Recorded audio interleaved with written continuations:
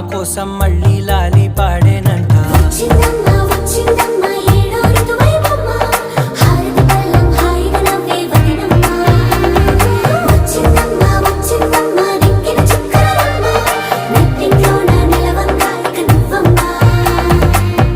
తెల్లవారే వెలుగు రేఖలా పచ్చ పచ్చ పచ్చి మట్టి బొమ్మలా